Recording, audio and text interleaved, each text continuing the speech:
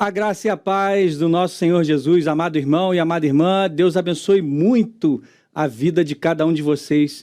Chegamos agora nesse dia 2 de agosto, uma segunda-feira maravilhosa, um pouco frio aqui em São Paulo, mas de maneira que estamos no nosso programa Vida Devocional.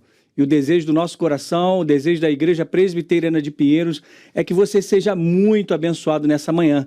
E aproveitando você que nos acompanha aí já no chat do nosso canal no YouTube, você já pode deixar os seus pedidos de oração, que ao final a gente vai tentar ler todos ali e ao mesmo tempo orar com você ao final. Por isso, fique ligado na programação da Igreja Presbiteriana de Pinheiros.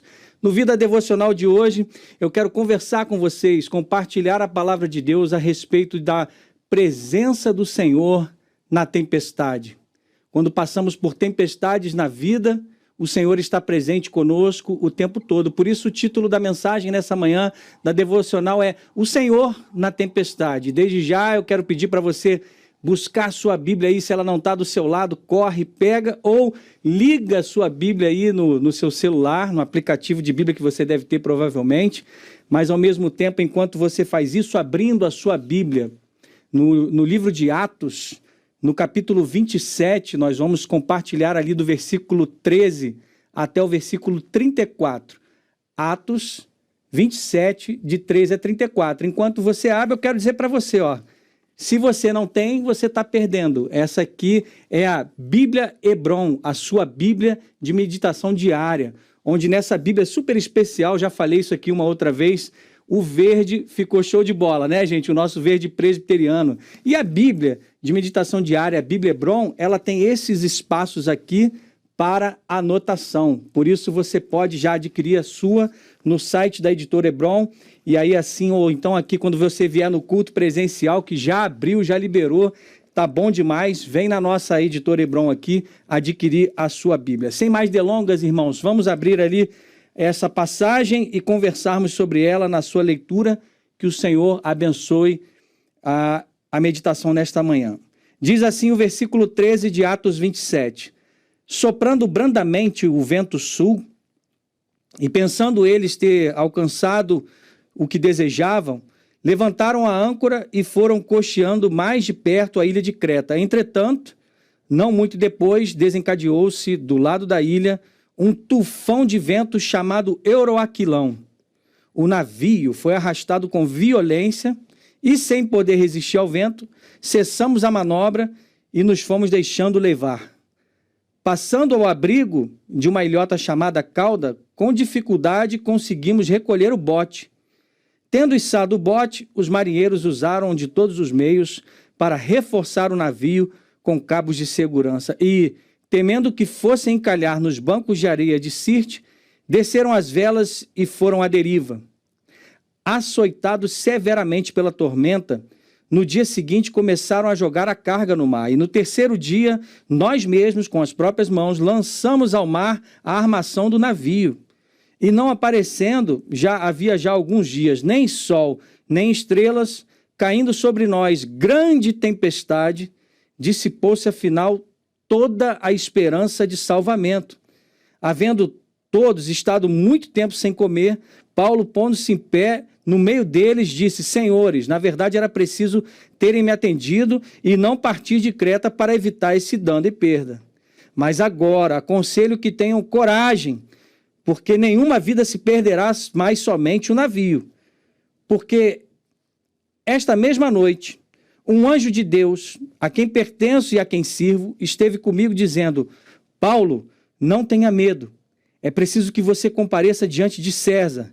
E eis que Deus, por sua graça, lhe deu todos os que navegam com você. Portanto, senhores, tenham coragem, pois eu confio em Deus que em tudo vai acontecer conforme me foi dito. Porém, é necessário que sejamos arrastados para alguma ilha. Quando chegou a hora 14ª noite, sendo nós batidos de um lado para o outro no mar Adriático, por volta da meia-noite os marinheiros pressentiram que se aproximava alguma terra, e lançando a sonda, viram que a profundidade era de 36 metros. Passando um pouco mais adiante, tornando a lançar a sonda, viram que a profundidade era de 27 metros e, receosos de que fôssemos atirados contra lugares rochosos, lançaram da polpa 4 âncoras e oravam para que rompesse o dia. Nisto, os marinheiros tentaram escapar do navio. Arriaram o bote no mar, a pretexto de que iam largar âncoras de proa. Paulo disse ao centurião e aos soldados: se estes não permanecerem a bordo, vocês não poderão se salvar. Enquanto os soldados cortaram os cabos do bote e os deixaram afastar-se. Enquanto amanhecia, Paulo rogava a todos que se alimentassem, dizendo: hoje é o 14º dia em que, esperando, vocês estão sem comer, não tendo provado nada. Por isso peço que comam alguma coisa, pois disso depende a sobrevivência de vocês, porque nenhum de vocês perderá nem mesmo um fio de cabelo. Esta é a palavra do Senhor. Quero deixar os destaques para você anotar aí desde já. Destaque na sua Bíblia o versículo 20, o versículo 23, o versículo 25 e o 34. Vou repetir, destaque na sua Bíblia, se possível, se você já tem a Bíblia Hebron, versículos 20, 23, 25 e 34. Esses últimos capítulos de Atos, e na verdade nós estamos no penúltimo aqui, são chamados ali, os últimos capítulos de Atos, os sofrimentos de Paulo. E é porque uma coisa ruim vai acontecendo atrás da outra, desde a sua prisão no templo em Jerusalém, onde ele fica desde açoitado e passando por vários julgamentos, até que ele apela para César e ele é levado a Roma neste navio que nós acabamos de ler. E Paulo, e juntamente aquela tripulação, é pego de surpresa justamente por uma tempestade no meio do caminho. E ali Paulo está sob a custódia dos soldados romanos e do centurião, e, é claro, dos marinheiros que estavam pilotando, dirigindo aquele barco. De maneira que aquele navio encontra uma tempestade e agora todas as pessoas ali, a tripulação como um todo, está temendo por suas vidas. E eles passaram por muitos dias, nós vemos ali que inclusive Paulo vai falar, olha, 14 dias já tinham se passado, onde eles estavam à deriva, por tamanha tormenta, tamanha tempestade, e inclusive aquele furacão que eles pegaram no início ali, e depois atingidos por uma tempestade. Ou seja, no versículo 20, eles perdem essa esperança da salvação justamente porque, já não aparecendo alguns dias nem sol nem estrelas, veio grande tempestade e se dissipou ali toda esperança de salvamento. Amado irmão e amada irmã, observar Paulo nessa tempestade nos ensina algo como podemos lidar com as tempestades da vida, como nós podemos lidar com os sofrimentos, com os problemas, quando eles chegam assombrosamente e repentinamente sobre a minha vida, sobre a sua casa, sobre a minha casa. Por isso, reflita comigo.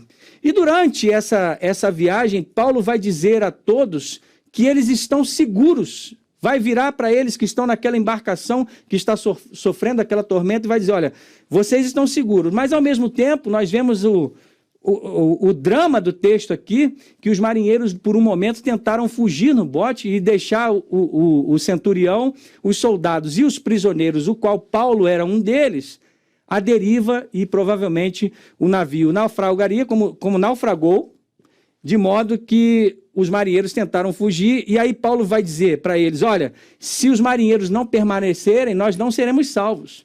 Mas espera aí, Paulo não recebeu uma mensagem de Deus? Como é que está acontecendo aqui? A vida está 100% no controle de Deus? Ou é produto das nossas ações e das nossas escolhas? Porque Paulo, que tinha uma palavra de Deus que todos seriam salvos, ficou preocupado com a fuga dos marinheiros? Como Deus pode estar no controle num mundo que nós vivemos cheio de mal e sofrimento?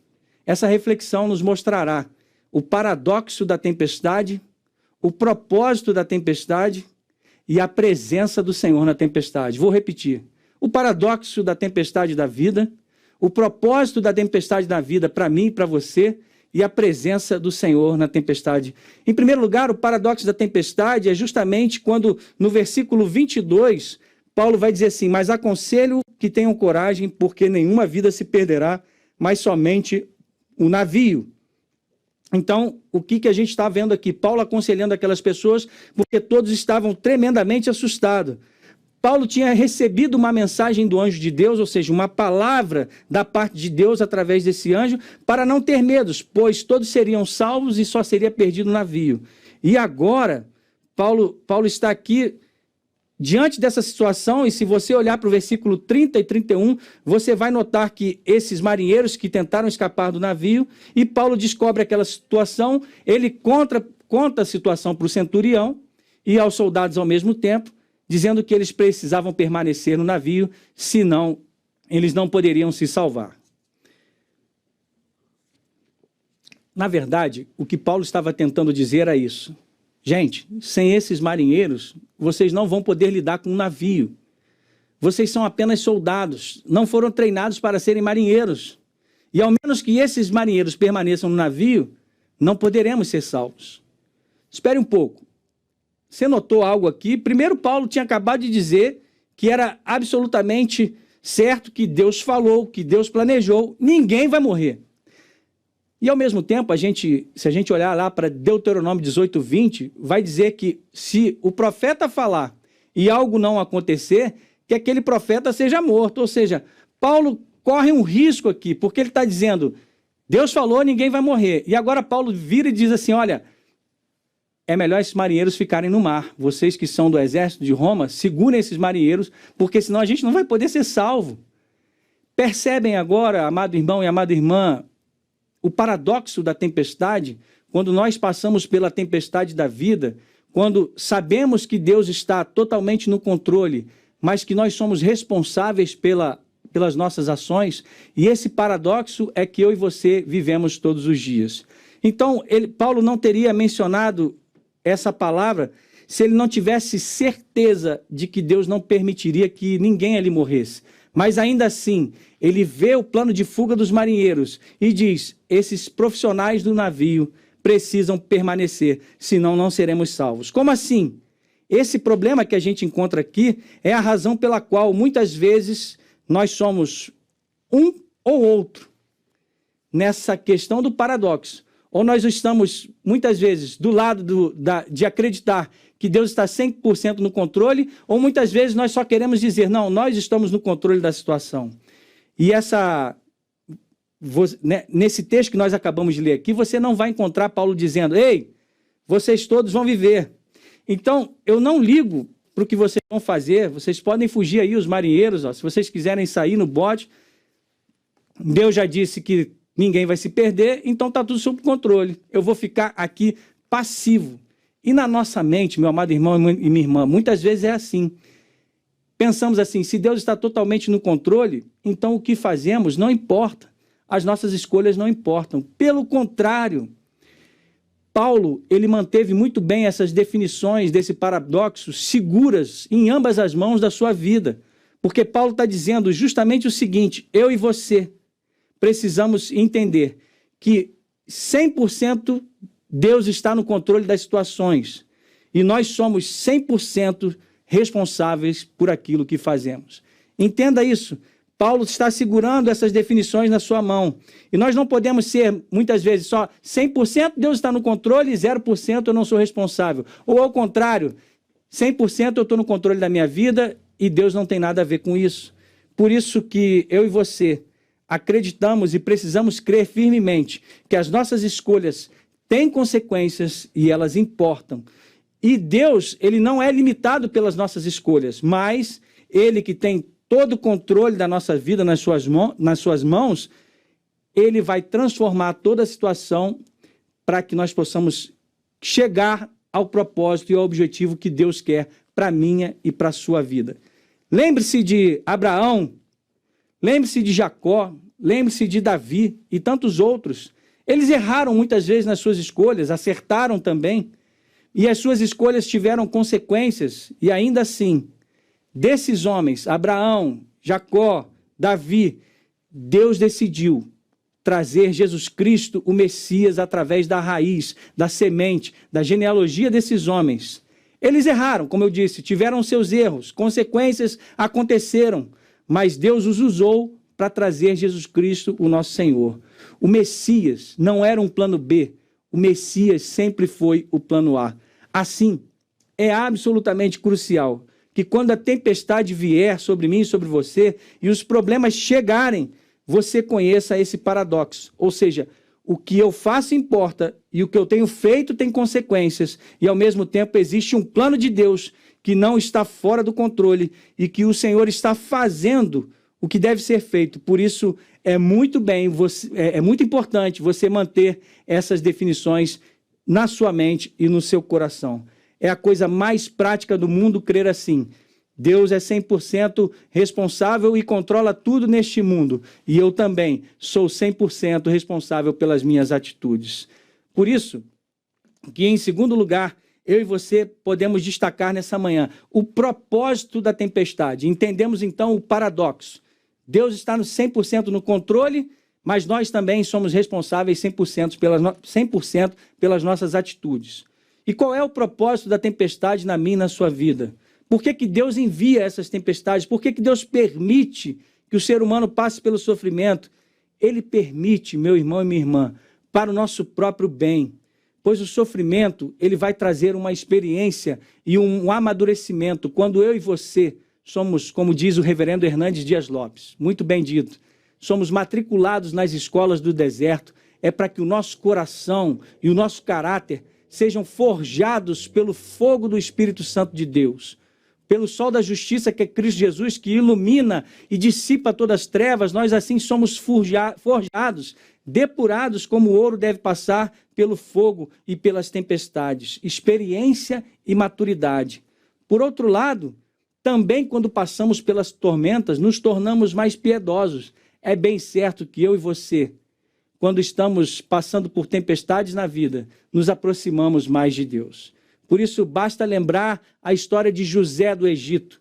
Ele foi, muitas vezes, ali mimado por seu pai, e esse favoritismo gerou ali contenda com os seus irmãos, de modo que os quais ali, tanto José quanto os seus irmãos, nutriam um relacionamento na base da raiva e, ao mesmo tempo, na base da inveja. E José era um menino ainda, que não sabia lidar com esses sentimentos, quando ele foi vendido como escravo no Egito, e José precisou passar por uma tempestade atrás da outra ali no Egito, e foi por causa dessas tempestades que ele viveu, sobreviveu, e precisou conhecer as pessoas que ele conheceu para chegar na grandeza como ele chegou como governador do Egito. Ou seja, José foi forjado em cada tempestade que ele passou, de modo que, ao se tornar governador do Egito, ele salvou milhares de nações, milhares de pessoas, centenas de nações,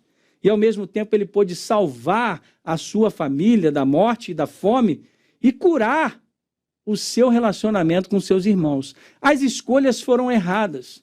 A imaturidade de José foi errada. A raiva e o relacionamento com seus irmãos foram errados. Mas você vai ver que José vai dizer ao final: vocês, na verdade, planejaram o mal contra mim. Porém, Deus tornou em bem para fazer, como estão vendo agora, que se conserve a vida de muita gente. Gênesis 50, 20. Ou seja, é isso mesmo que Paulo vai dizer em Romanos 8, 28. Sabemos que todas as coisas cooperam para o bem daqueles que amam a Deus, daqueles que são chamados segundo o seu propósito. Todas as coisas não são somente as coisas boas, mas todas as coisas vão incluir, meu irmão e minha irmã, as tempestades da vida. Essas tempestades que nos alcançam. E, ao mesmo tempo, nós precisamos crer que elas trabalham, e esse é o propósito da tempestade, trabalham para o nosso crescimento e para o nosso bem. Esse é o propósito quando Deus envia essas tempestades, porque Ele realiza a sua vontade, transformando o mal em bem na minha e na sua vida. Não foi assim com Jó também? Jó passou por esse momento em que Satanás queria envergonhar o relacionamento de Deus com Jó, e Deus institui Jó como seu advogado, e Satanás disse: olha, deixa eu fazer um mal a ele, trazer uma tempestade sobre a vida dele. E aí Jó se sai muito bem, não desonra a Deus. Ele vai lá mais uma vez, toca na vida de Jó, e ao final, os planos malignos de Satanás foram frustrados e transformados em bem, e num propósito muito maior do que o próprio Jó. Jó glorificou a Deus. Mas essa história esse livro, até hoje, da história de Jó, ajuda milhares e milhares de pessoas no mundo todo a terem fé em Deus no meio do sofrimento. Ou seja, Deus deu corda para Satanás e ele mesmo se enforcou. Porque dessa tentativa de uma tempestade para humilhar o relacionamento de Deus com Jó, Deus transformou em bem. E a vida de Jó se tornou um exemplo para mim e para você. Agora, o próprio Senhor Jesus, ele passando por sofrimentos terríveis naquela cruz, ele se torna um exemplo de como eu e você devemos ter vida abundante nele, porque ele teve o sofrimento maior de todos nessa vida e que nós passamos. Assim, vale lembrar que Lucas, que está no barco, e isso é muito bem interessante para mim e para você, o evangelista Lucas, ele está ali dentro daquele barco, naquela viagem com Paulo, e relatando tudo em detalhes. E o versículo 34 do capítulo 27 de Atos vai nos dizer: nenhum de vocês perderá nem mesmo um fio de cabelo. É certo que Lucas aqui está fazendo uma conexão com o próprio evangelho que ele escreveu, quando Jesus disse aos seus discípulos que eles seriam ameaçados de morte pelas pessoas, mas, conforme Lucas 21, 18 e 19, não se perderá um só fio do cabelo da cabeça de vocês. É pela perseverança que vocês ganharão a sua alma. Destaque isso aí, Evangelho de Lucas, capítulo 21, versículo 18 e 19. É pela perseverança que vocês ganharão a sua alma. Ou seja, entra aqui, pela própria palavra do Senhor Jesus, a promessa: Deus não deixará 100% no controle que um só fio da nossa cabeça se perca, mas ao mesmo tempo nós somos responsáveis pela perseverança para que a nossa alma e o nosso coração estejam debaixo do controle de Deus. O que Jesus está dizendo é isso: no final, vocês vão passar por tempestades.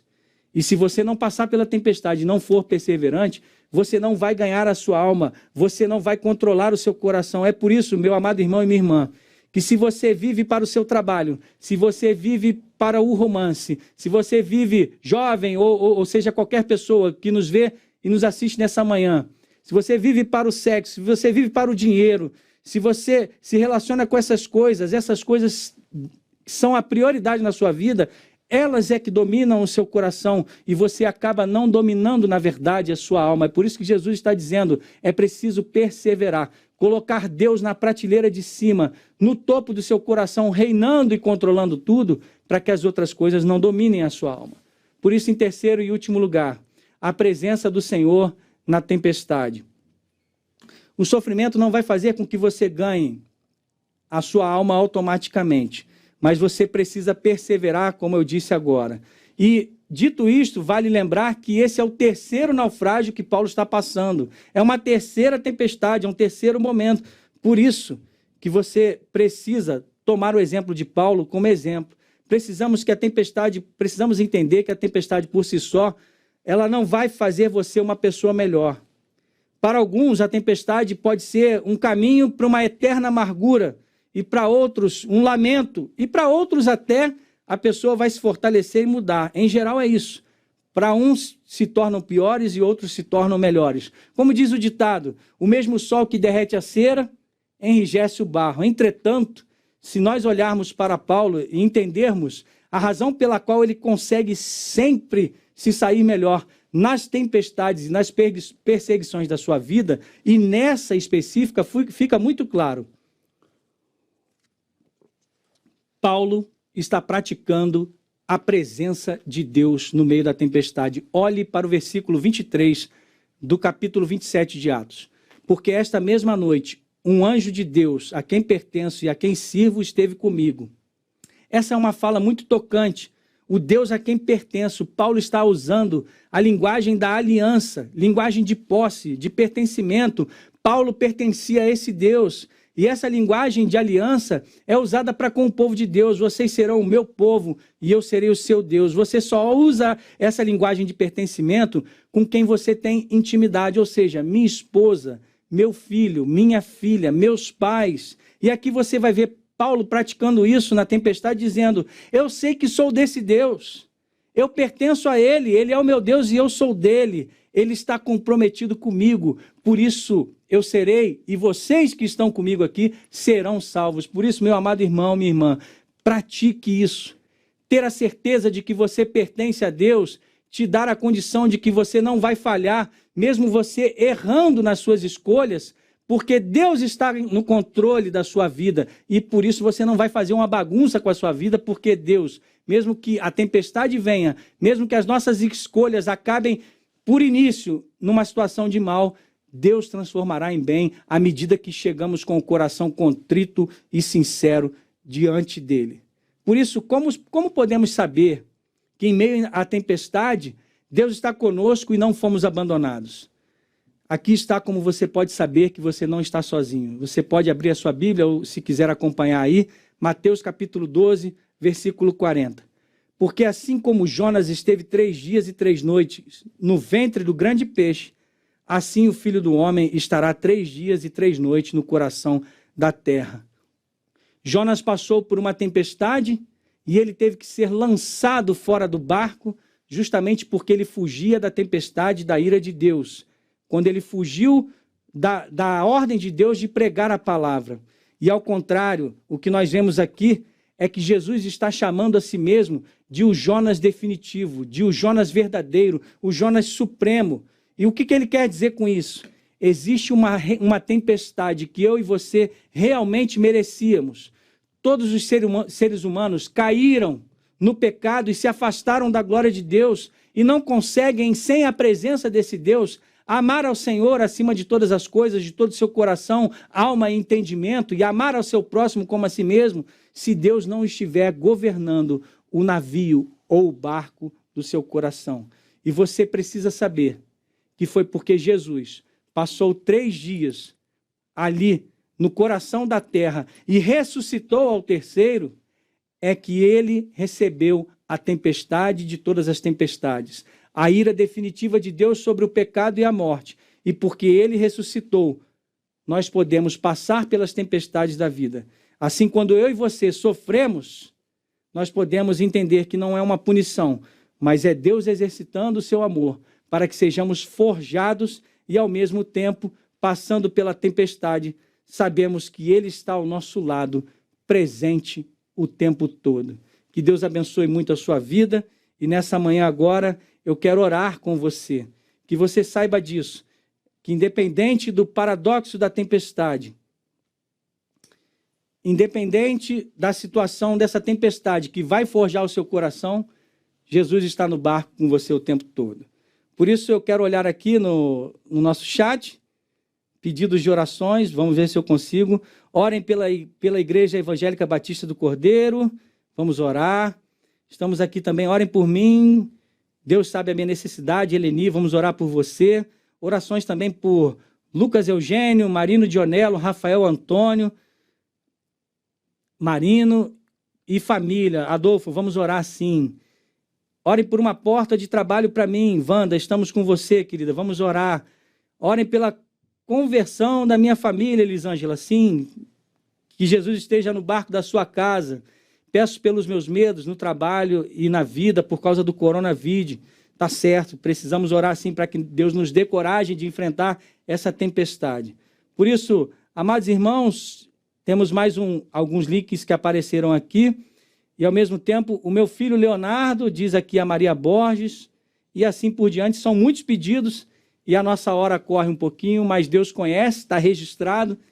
E eu convido a você que coloque aí, não há nenhum sinal mágico nisso, mas coloque a mão no seu coração, que é onde as tempestades ocorrem, no seu sentimento, na sua alma, e peça para que Deus controle tudo. Feche seus olhos e oremos ao Senhor. Bendito Deus, nosso amado Pai, nós te amamos, Senhor. E sabemos que somos responsáveis pelas nossas atitudes, mas nos ajuda a fazer as escolhas certas, porque passando pelas tempestades da vida, sejamos forjados e treinados para que outras pessoas olhem para o exemplo da nossa vida e se tornem pessoas mais piedosas, melhores, se aproximando cada vez mais do Senhor. E assim como podemos imitar a Paulo, porque ele imitou a ti, Senhor Jesus, nós queremos imitar a tua vida, porque Cristo habita em nós, porque não sou mais eu quem vivo, mas Cristo vive em mim. Nós queremos a tua presença, Espírito Santo de Deus, o tempo todo, dominando, tornando cativa a nossa mente à tua vontade, porque sabemos que a tua presença nos basta, a tua graça é suficiente para a nossa vida. Por isso, nessa manhã, nós te louvamos por essa palavra. Abençoa todos os pedidos aqui mencionados, portas de emprego, que o medo saia em nome de Jesus da casa de cada um dos irmãos, que as famílias sejam convertidas nesse mês de evangelismo que passaremos aqui na nossa igreja de Pinheiros, que vidas sejam transformadas pelo poder da tua palavra. É no nome de Jesus que oramos. Amém. Querida irmã, Deus abençoe a sua vida, um beijo no seu coração e até a próxima. Fique ligado na programação da IPP TV. Tchau, tchau.